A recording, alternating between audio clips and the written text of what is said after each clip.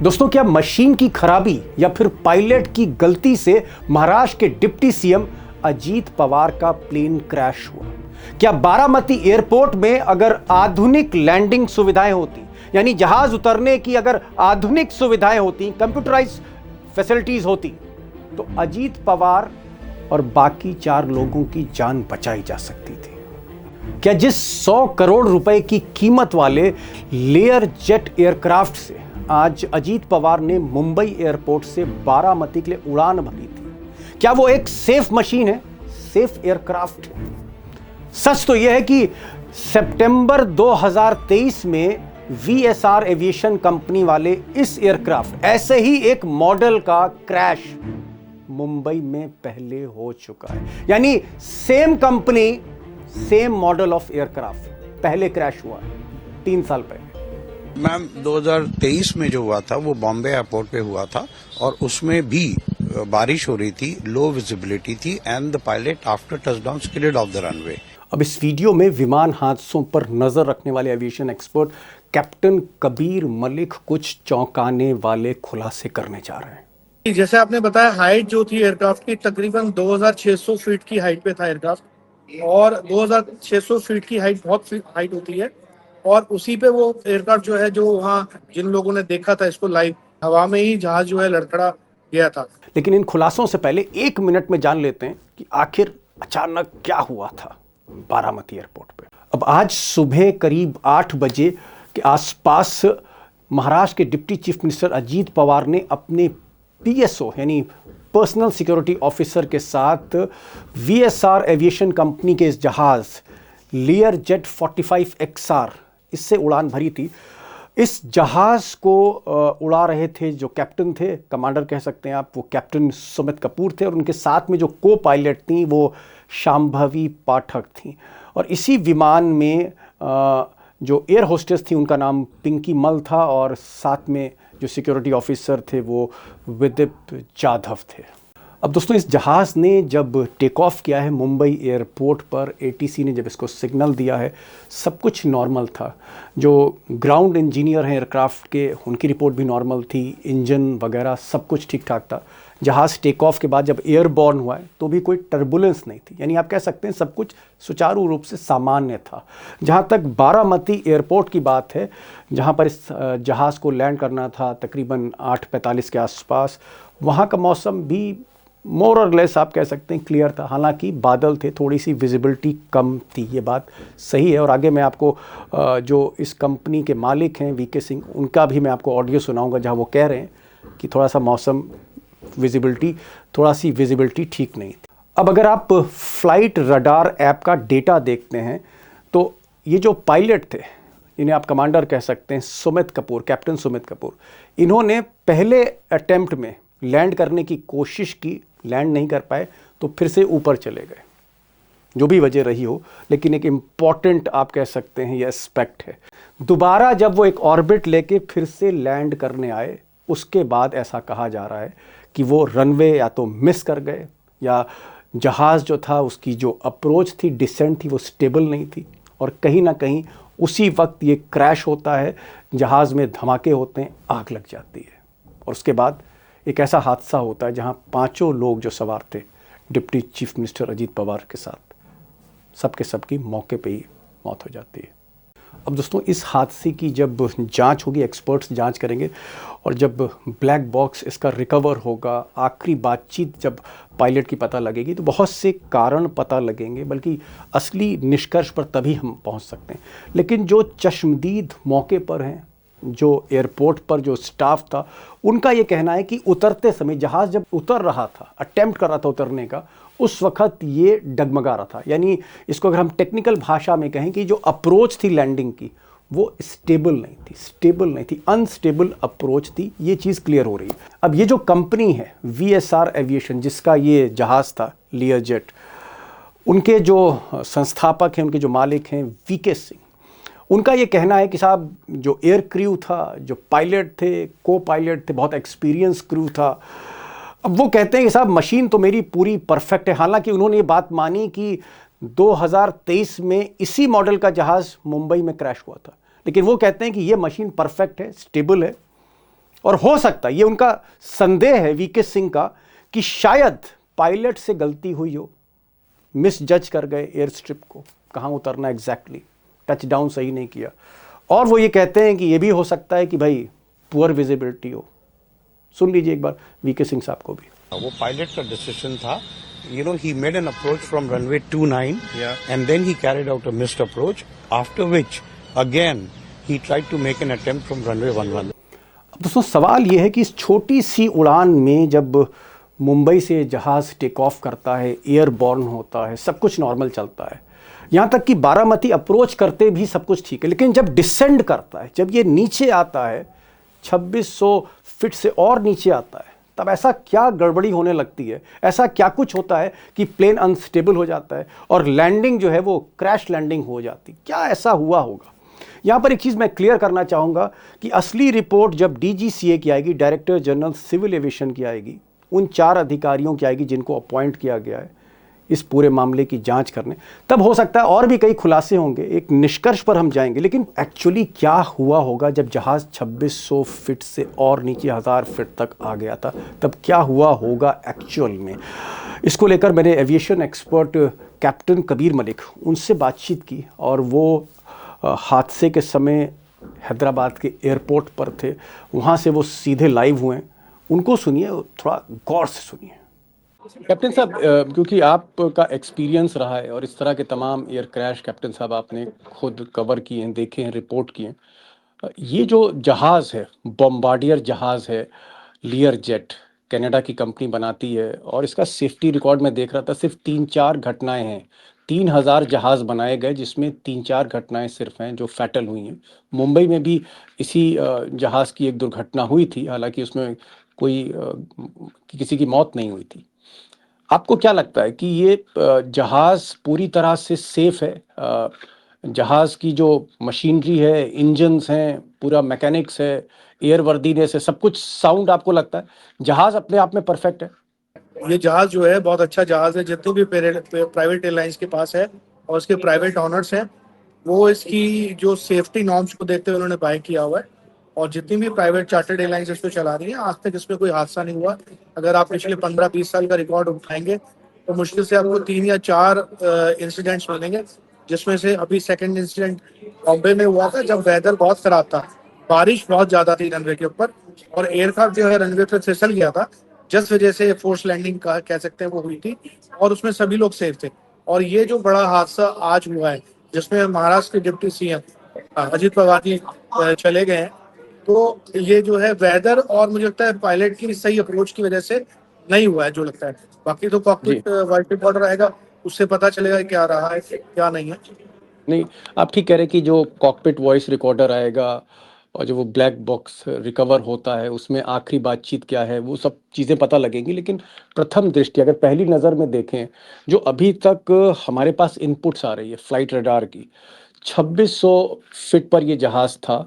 उस वक़्त ये लैंडिंग की कोशिश कर रहा था, डिसेंड करने की कोशिश कर रहा था, लेकिन जैसा आप कह रहे हैं मौसम ख़राब था, कोहरा अधिक होगा, ये जहाज़ फिर गो अराउंड हो गया, फिर ये ऊपर चला गया।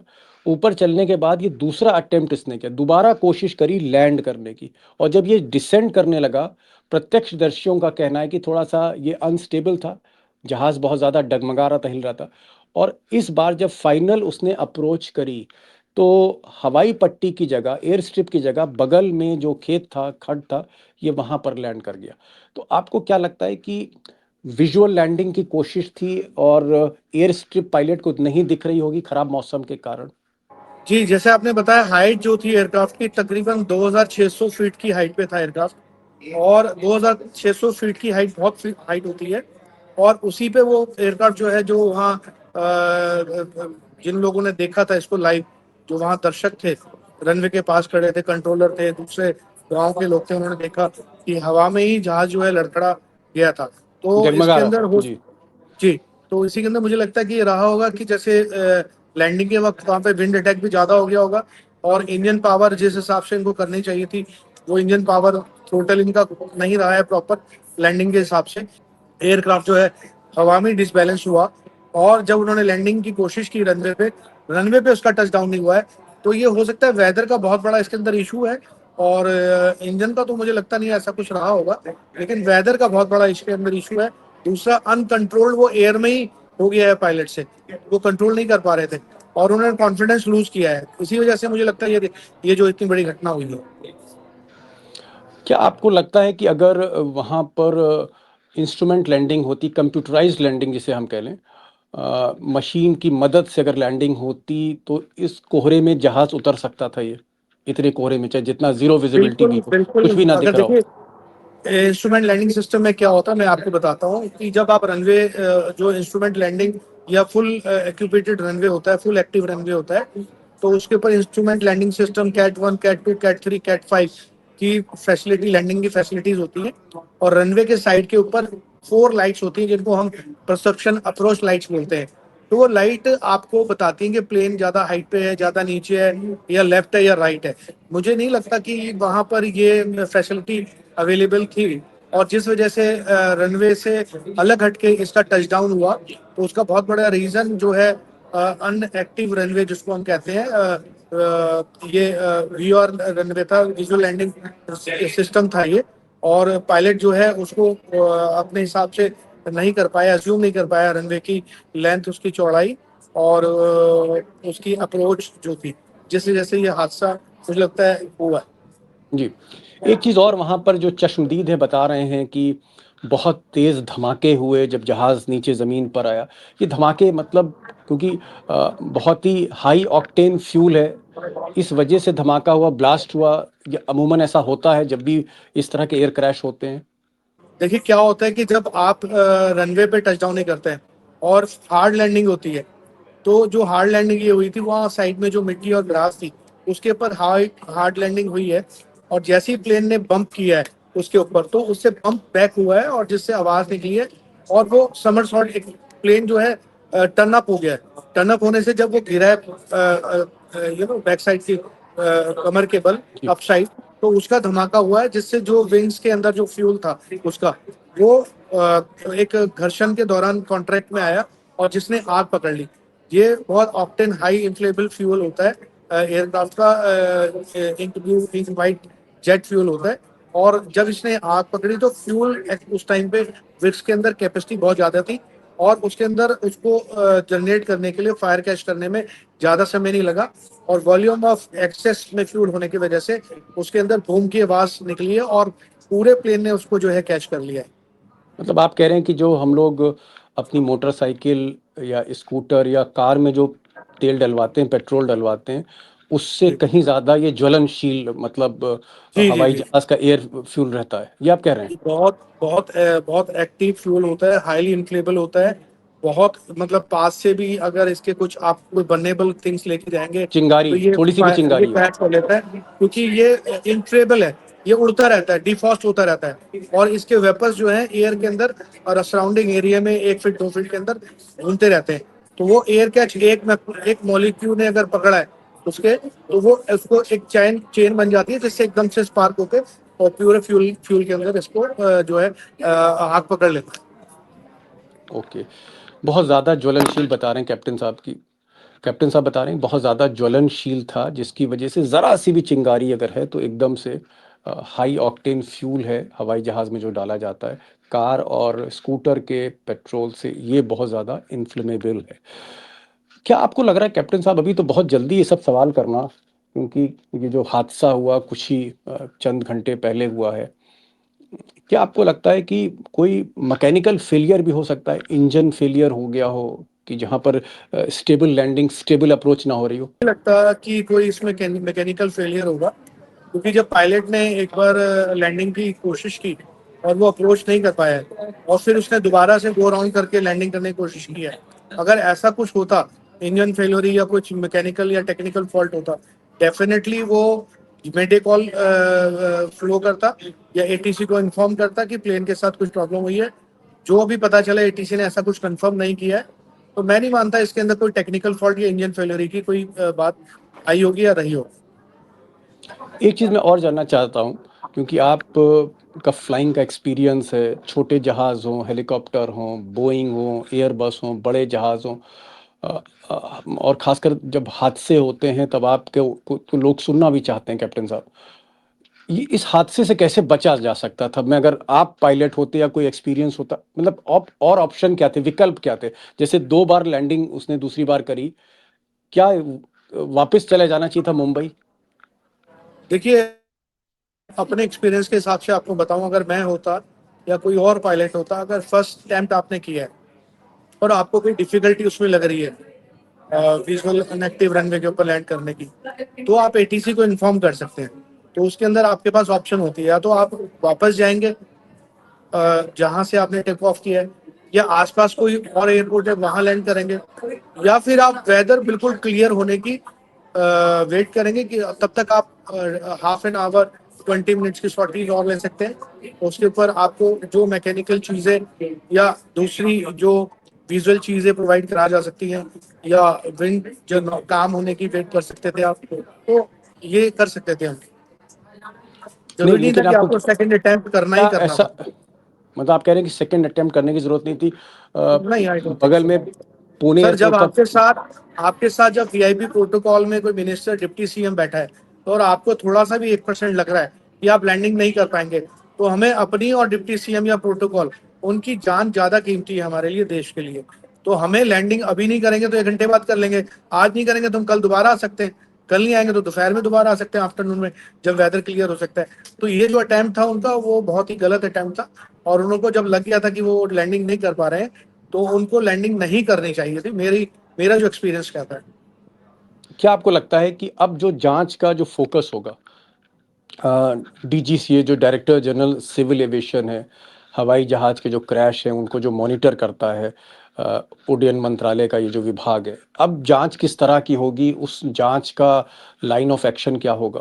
ये तो डीपीसी है, और जो हमारी अब ये टीम बनाएगी, एजेंसीज जो इसमें इन्वॉल्व होंगी, वो किस बारीकी से किन किन पहलुओं के ऊपर, और एयरक्राफ्ट के कॉकपिट वॉइस रिकॉर्डर पे निर्भर करता है, उससे पता चलेगा कि इसमें क्या खामियां और किस वजह से ये हुआ है, या क्या इसमें टेक्निकल फॉल्ट है। टेक्निकल फॉल्ट तो मैं नहीं मानता इसमें कोई होगा, लेकिन जो मुझे प्रॉब्लम्स लग रही हैं, जो सामने आया है, वो यही चीजें सामने हैं, और उन्हीं वजह से मैं कह सकता हूँ कि एक बार कॉकपिट वॉइस रिकॉर्डर का आने दीजिए। उसकी रिकवरी से पता चलेगा कि इसके अंदर क्या चीजें रही और क्या होगा, और किस तरीके से डीजीएस इसको जांच करती है। क्योंकि देश के, महाराष्ट्र के एक बहुत गद्दावी बारी वजनी जो है नेता और डिप्टी सीएम जो है, वो इस जी। हादसे में गए। तो आप सोच लीजिए, आम आदमी की लाइफ की तो क्या वैल्यू है, जब डिप्टी सीएम के लिए इन्होंने पूरा प्रोटोकॉल को फॉलो नहीं किया, और ये सारी चीजें इसमें कमियां खामियां इनमें देखते हुए, और पायलट को पता था कि वो फर्स्ट अटेम्प्ट का नहीं क्लियर हो पा रहा है, तो उनको सेकंड अटेम्प्ट भी नहीं करना चाहिए था, उनको गो राउंड रखना चाहिए था। आई थिंक उनके ऊपर कोई प्रेशर रहा होगा कि आप लैंड कीजिए, या जैसे उन्होंने बताया कि वहाँ कोई इलेक्शन का कोई पॉलिटिकली रैली जो थी है वहां पर, कि रैलीज उन्होंने थी, हाँ, जाना था, रैलीज हाँ। थी वहां पर। तो हो जी। सकता है ये भी कोई प्रेशर रहा हो उनके ऊपर। कैप्टन साहब, अभी तो खैर जो भी इनपुट्स हमारे पास आ रहे हैं वो सोशल मीडिया से आ रहे हैं, या जो चश्मदीद ने कहा है, एक्चुअल आप इस पर कोई लाइन ले पाएंगे? आपका जो निष्कर्ष, कंक्लूजन कब होगा?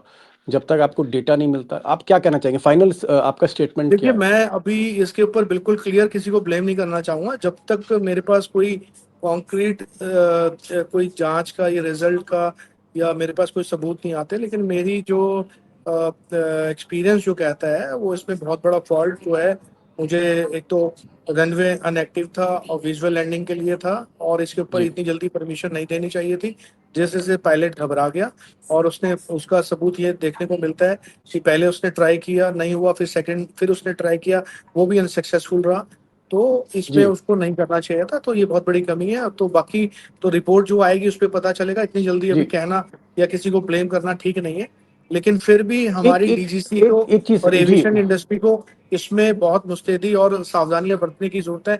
अभी भी इसमें बहुत खामियां हैं, जो हम इनको नजरअंदाज कर रहे हैं, और इसी वजह से हमने एक बहुत बड़ा कैप्टन नेता और साहब, इंसान को। जी।